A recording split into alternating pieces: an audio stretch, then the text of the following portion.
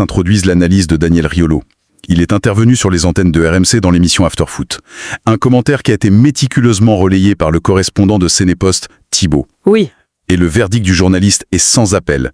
Riolo déclare ouvertement, je cite, « L'homme du match contre le PSG, c'est Lamine Camara ». C'est une affirmation très forte, surtout quand on sait que Monaco a marqué 3 buts par l'intermédiaire de 3 autres joueurs. Exactement. Désigner le milieu de terrain comme l'homme du match montre bien à quel point son influence a crevé l'écran. Surtout que Riolo va beaucoup plus loin en faisant une sorte de mea culpa. Il confesse que Camara est un joueur essentiel qui a été, selon lui, un peu sous-coté. Sous-coté, ouais. Il admet en toute transparence, je cite encore, « En tout cas en ce qui me concerne, je ne le voyais pas aussi fort.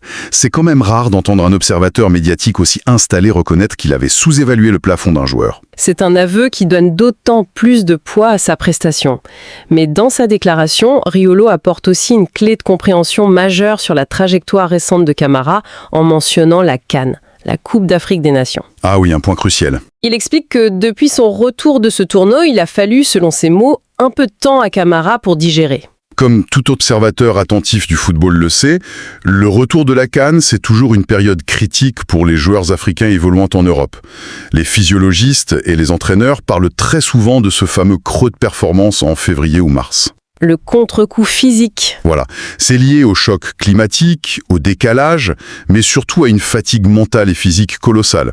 Le fait qu'il ait apparemment terminé cette phase de digestion pour sortir un match de ce calibre face au PSG, c'est une donnée majeure du rapport. Absolument.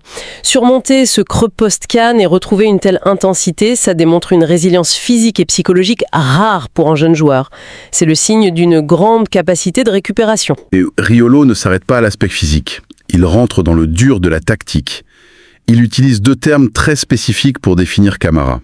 Et quels ? D'abord, il le qualifie de nettoyeur au milieu de terrain, tout en soulignant qu'il sait tout faire avec le ballon et qu'il est excellent. D'accord. Ensuite, il affirme que, je le cite, « Ce gars-là a tout pour être le fameux box-to-box d'un club anglais ». Ces 2 étiquettes accolées au même joueur, nettoyeur et box-to-box, ça dessine un profil très particulier, non ? C'est même un profil hybride extrêmement recherché. Quand Riolo parle de nettoyeur, ça résonne directement avec ses 10 duels au sol remportés et ses 13 récupérations dont on parlait tout à l'heure. Le travail de l'ombre. C'est ça. Le nettoyeur, c'est celui qui lit les trajectoires, qui intercepte et qui sécurise la zone critique devant sa propre défense. Il détruit le jeu adverse. Mais la nuance cruciale qu'apporte Riolo, c'est que Camara ne se limite pas à ce rôle de destruction. C'est pas juste un destructeur. On n'est pas face à un pur milieu défensif qui se contente de récupérer la balle pour la donner à un maître, à un créateur. Exactement. Et c'est là qu'intervient le concept du box-to-box. C'est ce qu'on a vu à travers ses statistiques de passe. Le box-to-box, c'est ce joueur capable de gratter un ballon brûlant dans sa propre surface, sa box, et l'instant d'après, de se projeter avec une intensité folle pour délivrer des passes clés dans la surface adverse, la box opposée. D'une surface à l'autre, quoi. C'est ça. Ces 8 passes réussies sur 11 dans le dernier tiers du terrain face au PSG, c'est la traduction chiffrée parfaite du joueur box-to-box. Dans le football moderne, posséder un nettoyeur qui se mue en box-to-box sur la même action, c'est posséder la véritable clé de voûte d'un système tactique. Alors, qu'est-ce que tout ça veut dire de manière concrète chez l'Infeos ? Financièrement, tu veux dire ? Exactement. On a décortiqué la performance sportive, on a compris l'adoubement tactique et médiatique.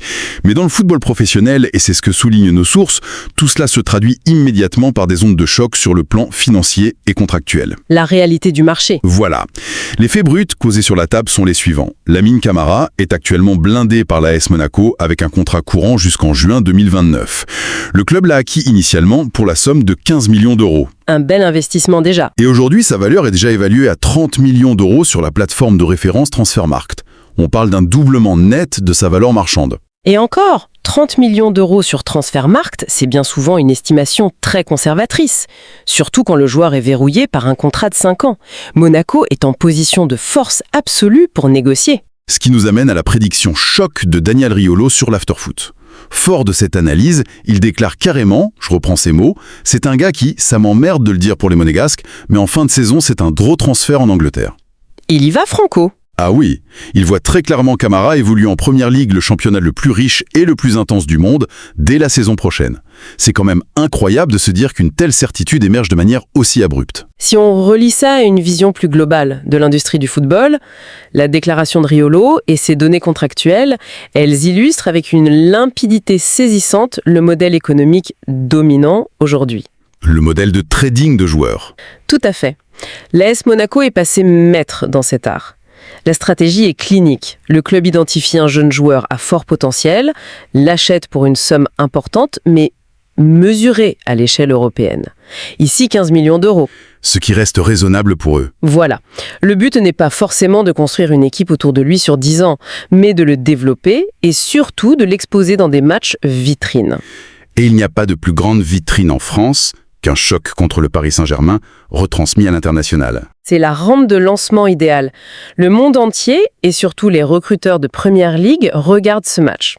En sortant une prestation de cette ampleur, avec ce profil hybride de nettoyeur et de box-to-box, le joueur prouve en l'espace de 90 minutes qu'il a le coffre physique et la maturité tactique pour répondre aux exigences vertigineuses du championnat anglais. Il passe le test grandeur nature ? C'est exactement ça.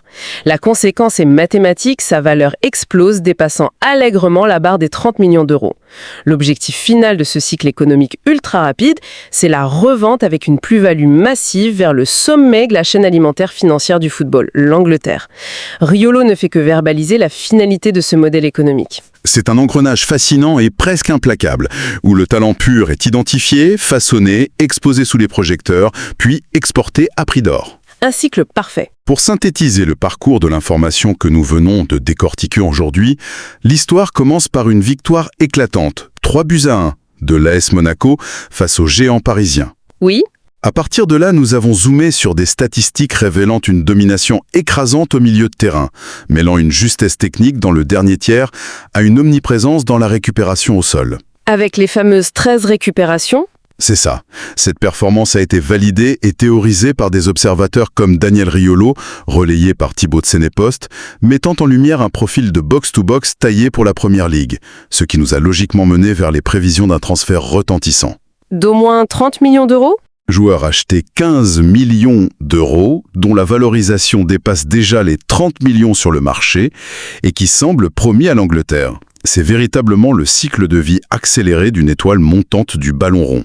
Cela soulève une question importante d'ailleurs. Une réflexion de fond que chacun pourra mûrir de son côté après avoir exploré ses sources. Vas-y, je t'écoute. Dans le football hyper médiatisé et ultra financiarisé de notre époque, est-ce que la véritable valeur d'un joueur, qu'elle soit économique ou symbolique, se construit encore patiemment au fil de longues années d'entraînement, de constance et de régularité tous les week-ends ? C'est la question. D'une intensité folle, sous l'éclat des projecteurs face à une écurie comme le PSG, pour valider définitivement un profil et basculer de manière irréversible dans une toute autre galaxie financière et sportive. C'est la réflexion parfaite pour clôturer le décryptage du jour. Cette plongée dans les dynamiques sportives et économiques montre à quel point chaque minute sur le terrain peut peser des millions. Des dizaines de millions même. Exactement. C'est ce qui conclut l'analyse de ces sources captivantes.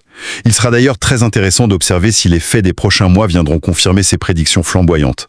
La suite de l'histoire s'écrira certainement lors de la prochaine période de transfert. Les prochains mois s'annoncent en effet décisifs pour la confirmation de cette trajectoire. À très bientôt pour une nouvelle plongée analytique. Merci d'avoir partagé ton expertise avec nous et à la prochaine.